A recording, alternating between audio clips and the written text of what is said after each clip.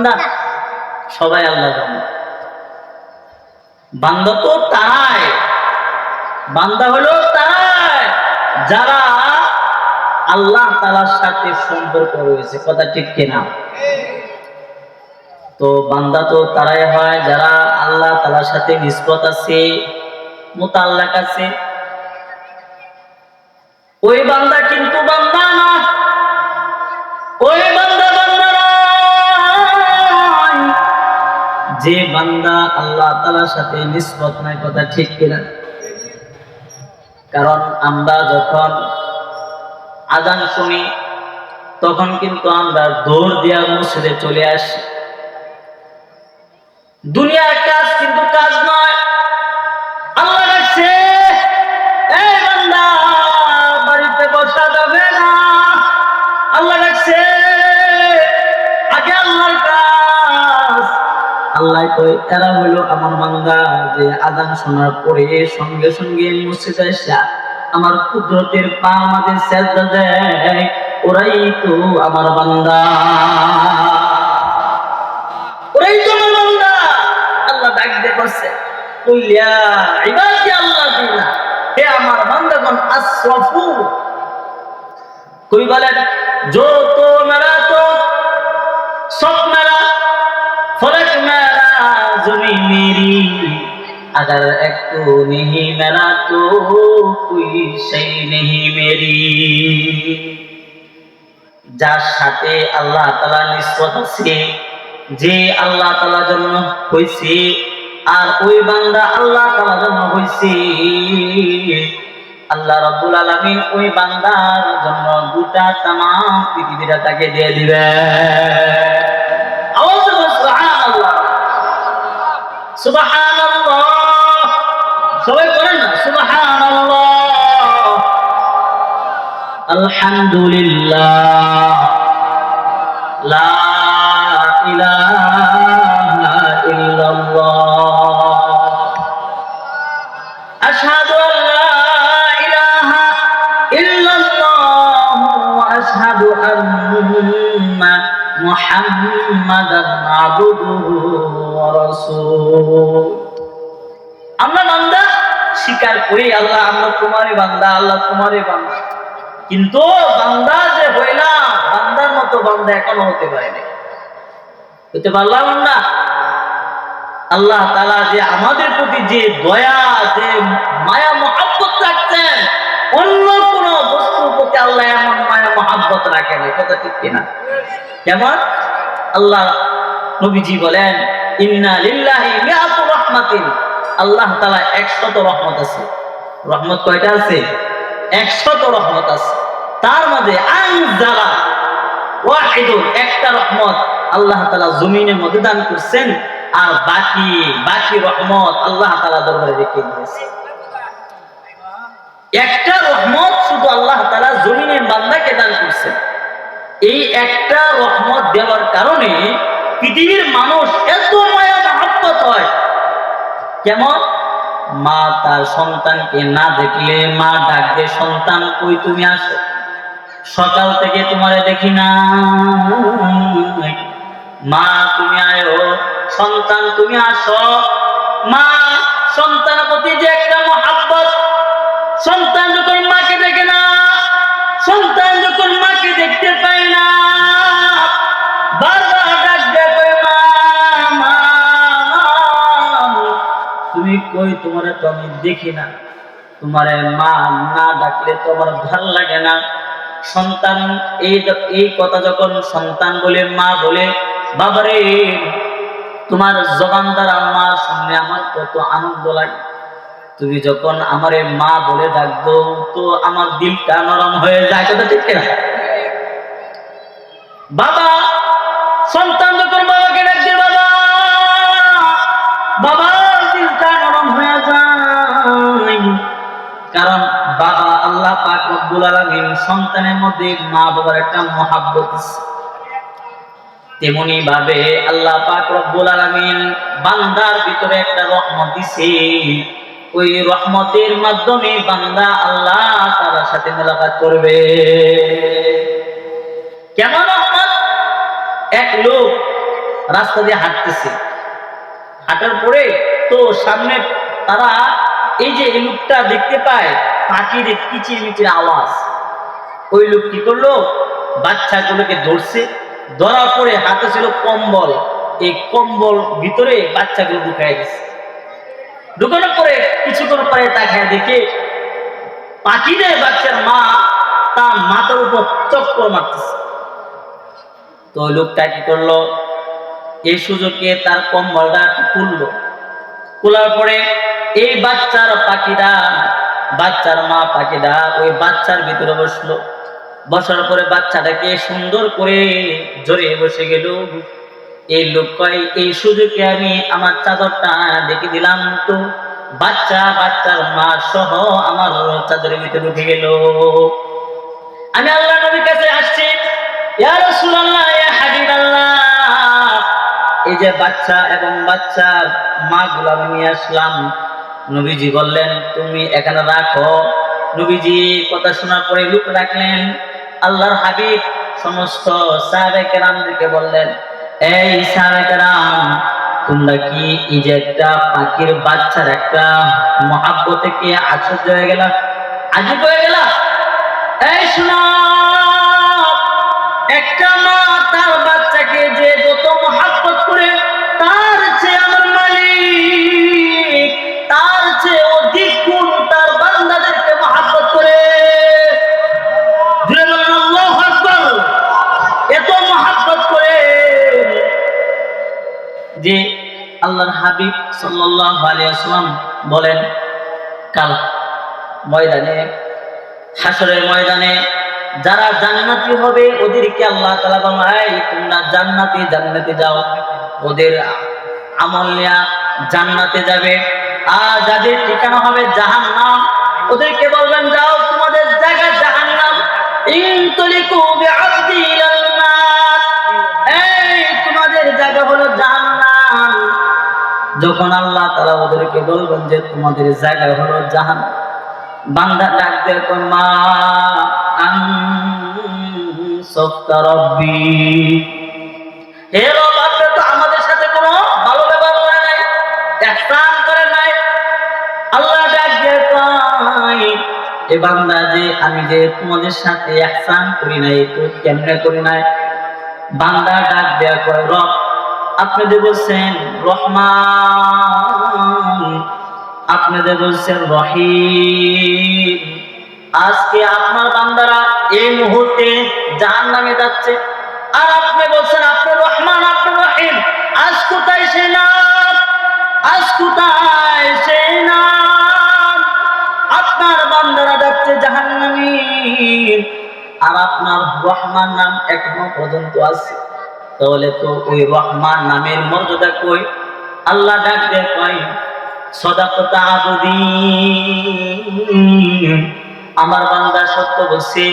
এ ফেরেশতারা, ইনতলিকু বিআবদি ইলাল জান্নাহ, যাও যাও যাও, আমার বান্দাকে জান্নাতে দখল করে দাও। জোরে বলেন সুবহানাল্লাহ। আল্লাহ দয়া দেখেন কতটুকু।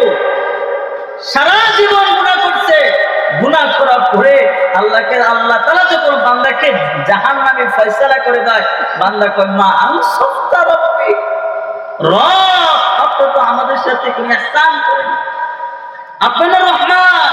আজকে আপনার বান্দা একদম বিপদগ্রস্তের মধ্যে জাহান্নামে যাচ্ছে, আর আপনার রহমান এখনো পর্যন্ত আছে। ওই নামের মর্যাদা কই গেল? আল্লাহ খুশি আর বান্দাকে জান্নাত দেন। সুবহানাল্লাহ। আরেকটা মিসাল দিচ্ছি, আল্লাহ দয়া কতটুকু। আল্লাহ তাআলা বলবেন, এই তোমাদের জায়গা হলো জাহান্নাম, এই তোমাদের জায়গা হলো জান্নাত। ওরা যখন জান্নাতে চলে যাবে, আর বাকিরা যখন জাহান্নামে হয়ে যাবে, জান্নাতবাসীরা বলবে, হে রব, আমাদের জায়গা তো জান্নাত। আর যাদেরকে আল্লাহ বলবে, এই ইনতলিকু বিআবদাইনি ইলান নার, তোমাদের ঠিকানা হলো জাহান্নাম। যখন আল্লাহ তাআলা ওদেরকে ফয়সালা দিবেন, এই তোমাদের জায়গা তো জাহান্নাম, তখন এক বান্দা দৌড় দিয়া জাহান্নামের দিকে চলে যাবে, আরেক বান্দা ধীরে ধীরে জাহান্নামের দিকে যাবে। আল্লাহ বলে, এই দাঁড়াও, তোমাকে আমি বললাম যে জাহান্নামে যাওয়ার জন্য, আর তুমি একটা দৌড় দিয়ে জাহান্নামে গেলে গা। বান্দা ডাক দেখে, রব, জমিনের মধ্যে আপনি অনেক হুকুম দিছিলেন, আমি কোনো হুকুম পালন করি নাই। আজ আপনি আমাকে বলছেন আমি যাওয়ার জন্য জাহান্নামে দৌড় দিছি। আমি যদি আস্তে আস্তে যাইতাম তো যদি আপনার রাগ পাইতেন, ইয়া আল্লাহ, সেজন্য আমি দৌড় দিয়া জাহান্নামে যাচ্ছি, যাতে আপনার রাগ না হয়। আল্লাহ বলেন, এই বান্দা, তুমি যে আমি তোমায় বললাম যে যাইতা জাহান্নামে, এত ধীরে ধীরে কেন যাচ্ছ? আর পিছনে পিছনে কোন কারণে তাকায় তাকায় দেখলা? বান্দা কান্দাছে আর কয়, রব, এ রব, কুল ইয়া ইবাদিয়াল্লাযীনা আসরাফু আলা আনফুসিহিম লা তাকনাতু মির রাহমাতিল্লাহ ইন্নাল্লাহা ইয়াগফিরুয যুনুবা জামিআ ইন্নাহু হুয়াল গফুরুর রহিম। ইয়া আল্লাহ, তুমি তো বলছিলা, এ বান্দারা, তোমরা যারা গুনাহ করছো, বান্দা, লা তাকনাতু মির রাহমাতিল্লাহ, আমার রহমত থেকে নৈরাশ হইও না। ইয়াগফিরুয যুনুবা জামিআ, তুমি তো বলছো বান্দা তোমার সব গুনাহগুলো মাফ করে দিবা। আল্লাহ, তুমি তো বলছো তোমার বান্দা যত গুনাহ করবে সব গুনাহগুলো আল্লাহ তুমি মাফ করে দিবা। সেজন্য আমি ধীরে ধীরে যাচ্ছি, আর পিছনে পিছনে তাকায় দেখছি যদি তোমার রহমতের নজরটা আমার প্রতি একবার পড়ে যদি আমারে মাফ করে দাও, সেজন্য আমি পিছনে পিছনে বারবার তাকায় দেখছি। আল্লাহু আকবার।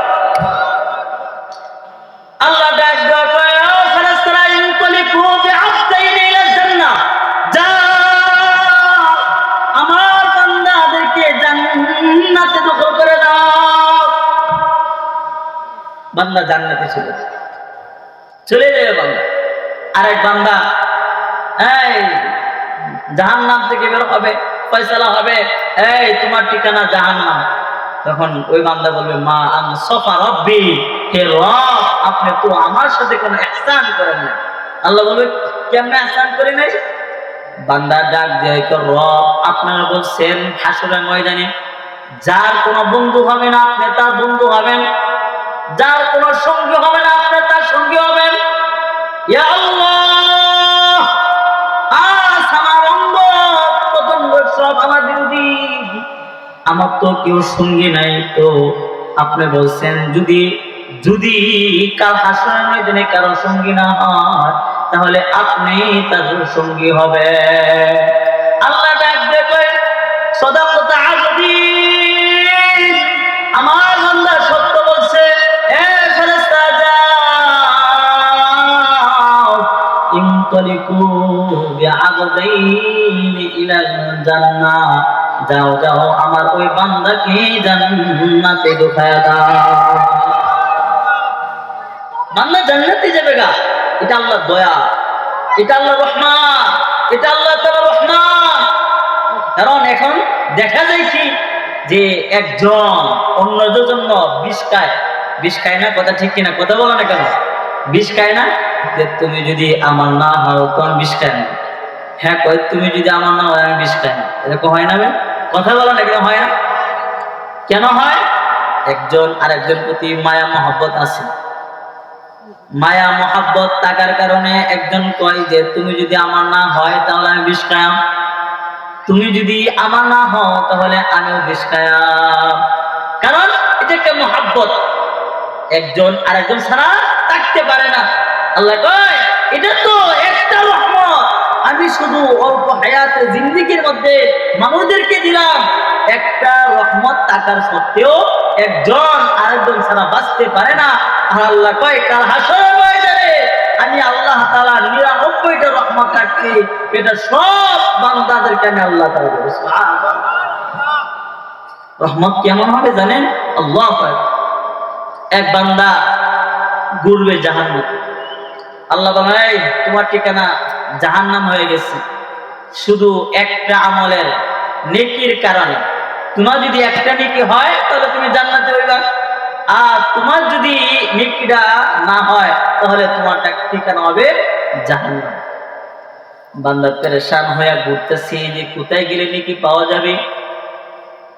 আল্লাহর কাছে কয়, আল্লাহ তুমি যদি আমারে অনুমতি দাও তাহলে আমি আমার মার কাছে যাব, আমার বাবার কাছে গিয়া আমি একটা নেকি চাইব। আল্লাহ ডাক দেয়া কয়, ইয়াউমা ইয়াফিরুল মারউ মিন আখিহি ওয়া উম্মিহি ওয়া আবিহি ওয়া সাহিবাতিহি ওয়া বানি। এই যে একটা অবস্থা, কঠিন দিনেও কি তুমি সবের আশা করো? বান্দা কয়, আল্লাহ আশা করি না, তবে আশা করি, যদি পারি তো পারলাম, না পারলে তো কোনো কিছু করার নাই। আল্লাহ বান্দাকে অনুমতি দিবেন, যাও তুমি তোমার মার কাছে বাবার কাছে নেকি নিয়ে আসো। বান্দা আসবে, আসার পরে বাবাকে বলবে, বাবা খায়া না খায়া আমরা তুমি লালন পালন করছো, তোমার সন্তানটা এখন যাবে জাহান্নামে একটা নেকির কারণে। বাবা গো, তুমি যদি একটা নেকি দাও তাহলে তোমার সন্তানটা জান্নাতে যাবে। বাবা ডাক দেয়া কয়, সন্তান জমিনের বাড়ি তো মাত্র বিয়ে হয় নাই, সন্তান কোন হইব? আমার তো জমিনের মধ্যে কোনো বিয়ে শাদী হয়েছে না, সন্তান কোন হইব? সন্তান পেরেশান হইয়া মার কাছে যাবে, মাকে বলবে, মা তুমি তো আমার মা, আমি না আসলে তুমি খাও নাই, রাত্রে 1-2টার সময় তোমার ঘরের মধ্যে গেলাম, জাগ্রত অবস্থায় মা তুমি আমার জন্য কত কষ্ট করছো। মা গো, তোমার একটা সন্তান জাহান্নামে যাবে একটা নেকির কারণে। ও মা, তুমি যদি একটা নেকি দিতা তো আমি জান্নাতে যাইতাম। মুহতারাম মা ডাক দিয়া কইবে, এই সন্তান তুমি আমার কিসের সন্তান? জমিনে তো আমার কোনো বিয়ে হয় না। এই অবস্থার মধ্যে সন্তানরা বারবার আল্লাহকে ডাকলাম, একটা নেকির কারণে কি আমি জান্নাতে যেতে পারবো না? ভাইয়ের কাছে গিয়ে বলবে, ভাই তুমি তো আমার বন্ধুর মতো ভাই ছিল, বিপদের মতো যখন পড়ে যাইতাম ভাই তুমি সবগুলো ত্যাগ করে আগে আমার কাছে আসতা। ও বোন, তুমি তো আমার আদরের বোন, আমি না খেলে তুমি আমার দূর করে খাওয়াইতা। বন্ধে একটা নেকির কারণে আমি জাহান্নামে যাচ্ছি, বোন তুমি আমার একটা নেকি দাও, যে নেকির কারণে আমি জান্নাতে যেতে পারি।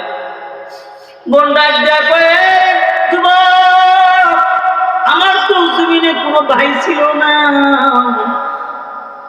আমার তো কোনো ভাই ছিল না যে আমি কাকে একটা নেকি দেব।